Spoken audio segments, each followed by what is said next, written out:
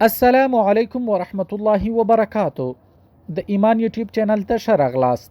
دا د ويښتابه خپرونه ده. زه ستاسو کوربه حسان زلمی یم. ایمان یوټیوب چینل سبسکرایب کړئ او له خپلو نورو ملګرو سره یې شریک کړئ.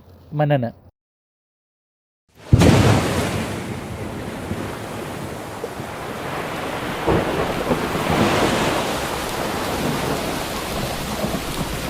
د ويښتابه خپرونې درنو لیدونکو، نن د آیپیډ ګاټ نومې یوه داسې کارټون اړوند بحث کوو چې د ټولې نړۍ د محققینو، ځیرکو او متوجه وګړو پام یې جلب کړی دی.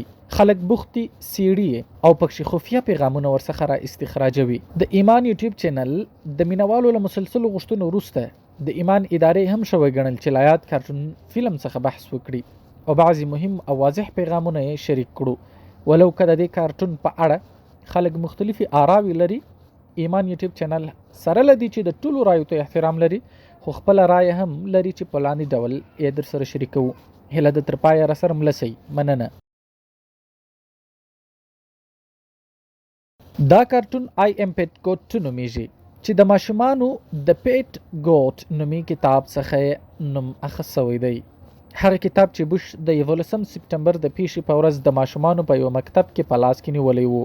په دې فلم کې يهودي پټو ورانکارو تنظیمونو، فریمیسنز او ایلومیناتیانو خپل ناوړه او شیطاني دسیسې د مختلفو علامو او سمبولونو په ذریعه ښودلې دي. دغه شیطاني تنظیمونو په دې لنډ او کوچني کارټون فلم کې د نیو ورلد آرډر مکمله خاکه ان د دجال تر ظهور پورې خپل ځام او طرحه سوی پلان ښودلی دی. دا فلم د لنډو فلمونو لیکونکي، هدایتکار او نشرونکي کاناډایي لوویس په تاریخ 26 جون 2012 کې نشر ته سپارلی وو. باید پام وي چې مسلمانان د مستقل او آیندې لپاره له قرآن او حدیثو څخه رهنمایي اخلي، خو په دغه کارټون کې چې څه په مخه راځي هوبهو که نه وي، ډېر څه په احادیثو کې موندل کېدلی سي.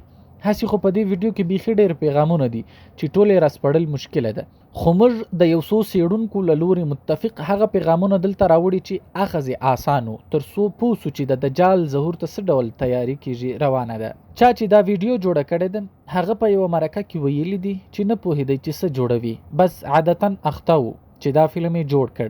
خو درواغ وایي، دومره پر عجیبو او غریبو مفاهیمو مشتمل کلیپ پر طبیعت نه جوړیږي.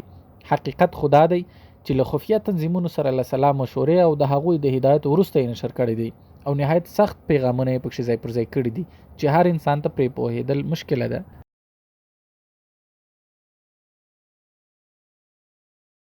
د ایمان یوټیوب چینل درنو لیدونکو، د دې کارټون په پیل کې یوه بیزه چې د انسان په معنا ده او له هر لوري قیده ښکاري، پر سر یې 3 ګونې 6 یعنی مارک اف د بیسټ چې د شیطان چاپ هم ورته ویل کېږي جوړ شوی دی. د بیزې پر تندي دا شیطانی چاپ دې خبرې ته اشاره کوي چې د انسان جذبات، احساسات او خیالات به د RFID چیپ ټیکنالوژي په وسیله د دجال له لوري کنټرولېږي او که ښه ورځیر سو نو واضح ښکاري چې بیزه نشه ده. دا معنا ورکوي چې انسانیت له حقیقته غافل دی او دلته لیدل کېږي چې یوه په توپنچه مسلح کس یو سپی تناب کړی دی چې ښیي چې انسانان د دجالي تنظیمونو له لوري تناب سوي دي او کنټرولېږي. دلته بیا دا لایټونه یعنی بلپونه 3 لوړ 3 لاندې چې د فریمیسن تنظیم د 33 رتبو مطلب افاده کوي په معنا دي. همداراز په دې عنوان کې د جړ رنګ 9 خانې او رومي 2 یعنی 11 دا د 11 سپټمبر پیښې ته اشاره ده. همداراز د دې بیزې شاته نړیوال تجارتي مرکز یا ورلد ټریډ سنټر وینو چې لوګي ورڅخه پورته کیږي. برسیره پر دې که د دې ویډیو پر نوم لږ نور هم غور وکړو نو ویلی سو چې د دې ویډیو په نوم کې هم یو خفیه پیغام ورکول شوی دی.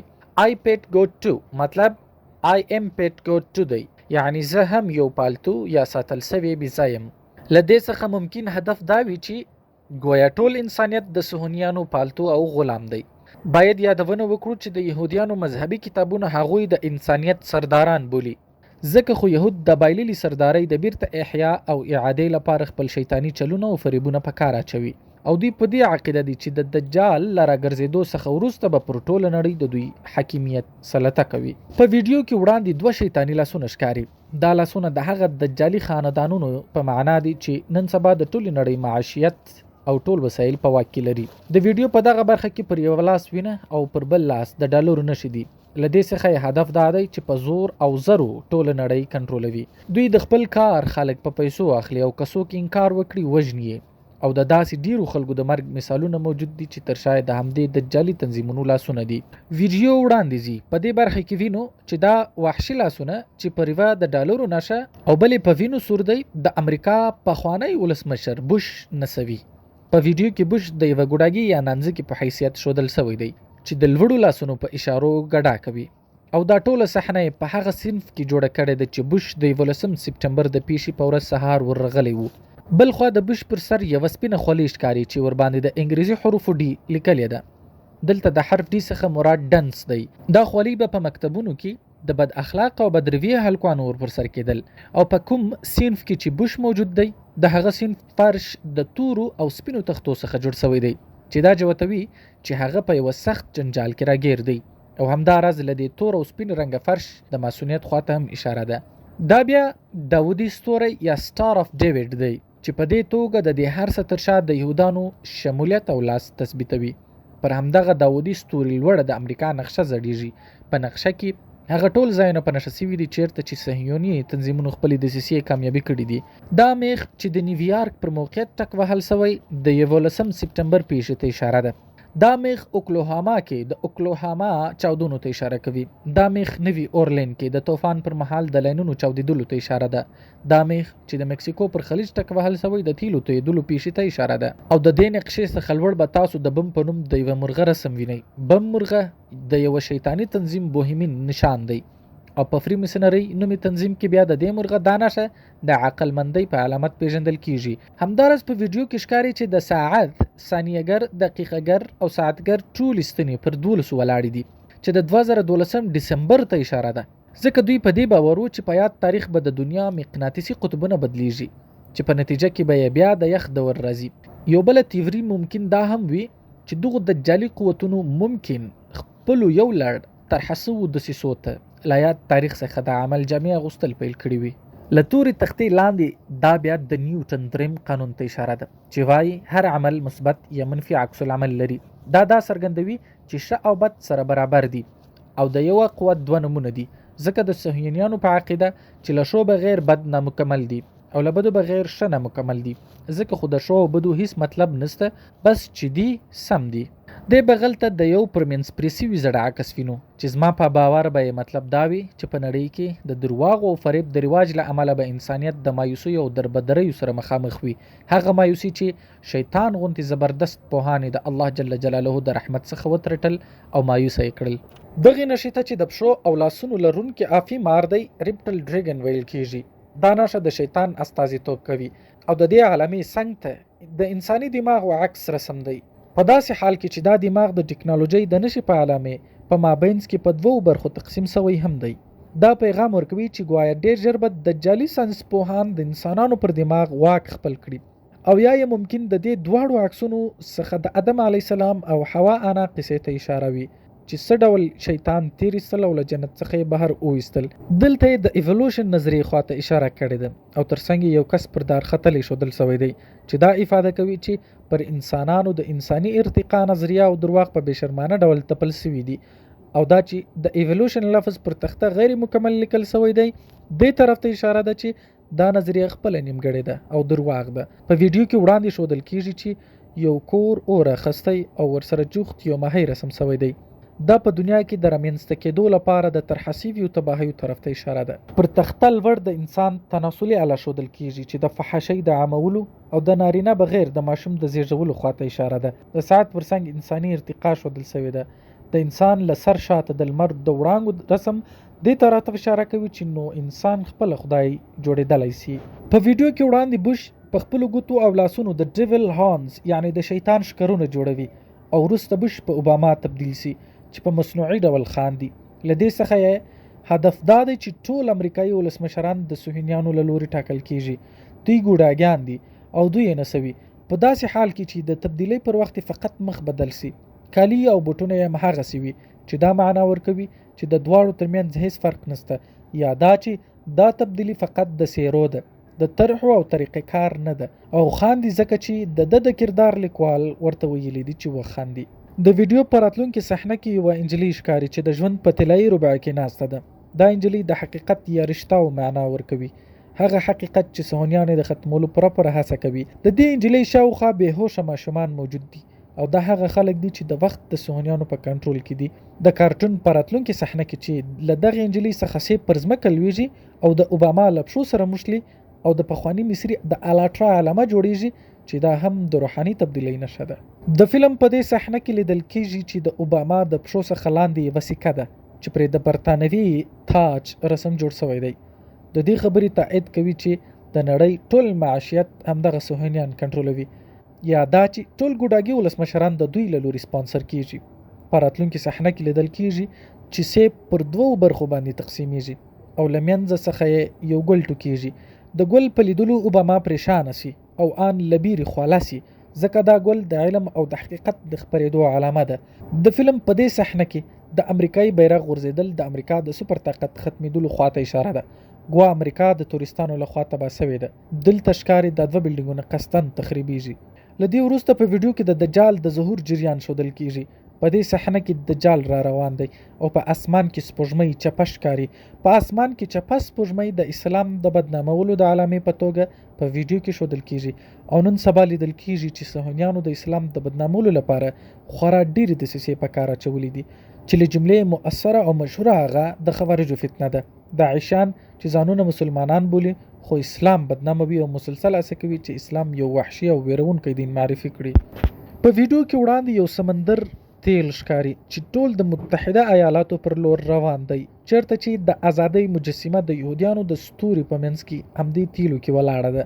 په ناګهان ډول اسمان تور ګرځي او د ازادۍ مجسمه د ټوټه ټوټه کېدو سره مخ سي. له دې ټول جریان څخه هدف دا دی چې وښیي چې اسرائیل او امریکا د تروریزم پر خلاف د جګړې په بهانه ټول مسلمان هیوادونه د دې لپاره اشغال کړل چې تیل ورڅخه غلا کړي. خو یوه تیوري دا هم ده او نسبت پورتنۍ ته معقوله ده، هغه دا چې پر مجسمه رایله د اسمان رڼا د شپږ سري ستوري په ډول ده چې دا مطلب ورکوي چې پر امریکا د اسرائیلو احسان دی. دا اسرائیل چې امریکا یې د نړۍ لومړی قوت جوړه کړې ده. خو کله چې دا رڼا د ستوري په ډول ورکه سي نو هدف دا دی چې اسرائیل به ډیر ژر د امریکا له سره لاس پورته کړي چې په نتیجه کې به یې امریکا ماته سي. په دې صحنه کې یو مسلمان ماشوم منځ ته د قیام په دود لاسونه نیولي دي او په هغې کې د جوړېدو په حال کې دی. خو دجال په یوه تلویزیون کې دننه چې بېشکه پرې دا تثبیتیږي چې مطبوعات د دجال مهم څنګر دی انتظار کوي ترڅو وزیږي او د مطبوعاتو په توسط ذهن یرغمل کړي او له درواغو او کذب یې ور ډک. اوس نو د دجال د ظهور جریان ښکاره کوي. پر کومه کښتۍ چې دجال ظهور کوي پر هغه باندې د پخواني شیطاني معبود انوبیس نښه ده چاته چې به د مرګ خدای هم ویل کېدل. په دې ویډیو کې دجال حضرت عیسی علیه السلام ته د عیسایانو له لوري منسوب سوي شکل باندې ظهور کوي چې سترګې یې پټې دي. دا معنا ورکوي چې دجال به په صالح نوم راځي او خلک به ګمراه کوي. د آیپیډ کوډ 2 نومي دې فلم کې بالاخره موږ توانیږو چې د دجال اصلي څېره په وګورو او واضح ښکاري چې ژیره او ورځې یې له پیسو جوړې دي او سترګه یې چوپه ده او په تلویزیون کې ښکاري. له دې وروسته د مطبوعاتو او میډیا مایند پروګرام یا دماغ وینځنې د پروګرامونو خواته اشاره ده او لیدل کېږي چې د یوه بېوسه او ژبون ماشوم دماغ بالکل خالي دي. خو دجال کوشش کوي چې د مطبوعاتو په توسط نور هم وځپي او تسخیر کړي او مسلسل دماغ له درواغ ور ډک کړي. په راتلونکي صحنه کې 3 جنګي الوتکې په هوا دي چې د ماسوني مثلث نښې په شکل جوړې سوي دي پر یوه مسجد حمله کوي. دا مطلب افاده کوي چې اسلام به بالاخره په ښکاره په نښه سي. د دې خوفناک کارټون په دې صحنه کې وینو چې یوه معصومه بورا چې د دجال پر وجود رڼا ځان ته تشویق کړې ده خو کله چې همدې روښنایي ته ورنږدې سي دجال ژوندی وسوځوي. دا مطلب ورکوي چې کوم ساده خلک چې د دجال ظاهري ښکلا ته په کتو ورمایل سوي دي هغوی به وسوځي او ایره به سي. وړاندې لیدل کېږي چې یوه مسلمانه سخته مایوسه میرمن چې قتل سوی بچی یې په غیږ کې دی ناسته ده. دا مطلب ورکوي چې بېګناه مسلمانان به په ټوله نړۍ کې قتل عام سي. د مسلمانانو نسلونه به قتل عام سي او سخت ډیر ظلمونه به ورباندې وسي. د دې میرمن شاته سره پټه دا معنا چې نهایت غم کې ده او په لاس کې عطر د نموړي پر جنازې د شیندلو لپاره راخیستې دي ځکه مسلمانان خپلې جنازې خوشبویه کوي. هلته شاته بیا د اټم بم چاودنه هم ښکاري چې دا معنا ورکوي چې په منځني ختیځ کې به بیخي ډیره تباهي رامنځته سي او دا خزدکه چې د ماشوم پر مخ راګرځي فرعوني خزدکه نومیږي. دا په مصر کې د لمر د خدای کابري نښه چې د قیامت خدای هم بلل کېده. دا معنا ورکوي چې دا ماشوم به بیا د لمر د خدای یعنی دجال له لوري را ژوندی کیږي. د فلم په راتلونکي برخه کې یو افریقایي ماشوم ښودل کیږي چې دماغ یې وینځل سوی دی، د یوه ماشیني انسان په څیر برخورد کوي او یو کس ورته د تحفې په دود توپک ورکوي چې دې طرف ته اشاره ده چې افریقا کې ممکن کورني جګړې شروع سي او یا به مذهبي جګړې شروع کیږي چې د يهوديانو لاس په پکښي کې وي. په دې صحنه کې ښکاري چې یو مزدورکار چې سټکي په لاس کې دی او د کمونیزم نشه ده په یو زهري نهر کې غرقېږي. دا معنا ورکوي چې د جنوبي امریکا کارګر به د کمونیزم نظریه پر بنسټ وځپل سي. د ویډیو پر راتلونکي برخه کې د ین یانګ نومي نشه ښودل کیږي. دا پخوانی چینایي نشه ده او د دې نشي هم معنا دا ده چې ښه او بد د یوه قوت دوه نومونه دي، یعنی ښه او بد یو شی دي. او ترڅنګ یو انجلي ښودل کیږي چې د امن توغ رپوي او پر کالو د پړانګ نشه لیکل سوی ده. ممکن دا انجلي په چین هیواد کې د کومې پیښې طرف ته اشاره وي. د دې انجلي پر مخ یو نشه جوړه سوې ده. دې نشې ته د نوکلیر ریډیشن وارنینګ ساين ویل کیږي او پر دې علامه د غلط علامه ده. ښکاری لکه دا انجلي چې د اټومي اسلحو خلاف کمپاین کوي او دا مطلب ورکوي چې په نړۍ کې اټومي جګړې سوي دي، لیکن بیا دغه انجلي ته یو بد شکل سړی چې مرګ دی ورمخامخ کیږي. په داسې حال کې چې تر شاید د میلې د دود په توګه روشن اندازونه هم غورځي راغورځي. د هغه لخوا دغه معصومي انجلي ته ویل کیږي چې ته دا نه سره ګرځولای، دا هر څه د یو پلان له مخې ترسره کیږي او دا چې اوس نو د مرګ میله شروع سوې ده د دې په اوریدلو دا انجلي مایوسه کیږي او حوصله بایلي. دا مطلب ورکوي چې د سولې او امن د عیانو او فعالانو ته به خبرداري ورکول کیږي او تهدیدي ژبه بیا دجال شودل کیږي چې پر تندې احرام مصر او د هر څه لیدونکي سترګه په واضح ډول په نظر راځي او روان وي او سر په سیمې خاردار تړلی وي او دا سیم پر همدې فرعوني او دجالي علامو را توسوي وي. همداراز د پښو لاندې اور وي او زړه هم اور اخسته وي. دا معنا ورکوي چې دجال نور انتظار نسی کولای، لپښو لاندې اور دی او زړه غواړي ظهور وکړي. په فلم کې وړاندي یو ځل بیا د مطبوعاتو تبلیغاتي تعرضونو یا فکری جګړې چې برین واشینګ، دماغ وینځنه یا مایند پروګرامینګ هم ورته وایي، د دې په اړه یو ویرونکې صحنه راځي. هغه د خالی ذهن او ژبون هلک هڅه کوي چې پر خپل پښو ودرېږي، خو دجال مسلسل او نه آرامه هڅه کوي چې دماغ بیا کنټرول کړي او پر خپل پښو درېدو ته نه پرېږدي. بیا لیدل کېږي چې دجال له اوم ډایمنشن څخه دریم ډایمنشن ته سفر راکوي چې د نوموړي له خپل پټ ځای څخه د ظهور جریان شي. دا د يهوديانو عقیده ده. زموږ لپاره خو هغه یو کاذب دجال دی. ویډیو وړاندې زی د هندوانو کالی دیوی شودل کیږي، چاته چې د سروناش یا محو کولو دیوی هم ویل کیږي. د نسا چې دوی تاندو بولی پر حال شودل کیږي. ممکن د هندوانو پر روانو جریاناتو کې د وحشیتوب پر طرف اشاره وي.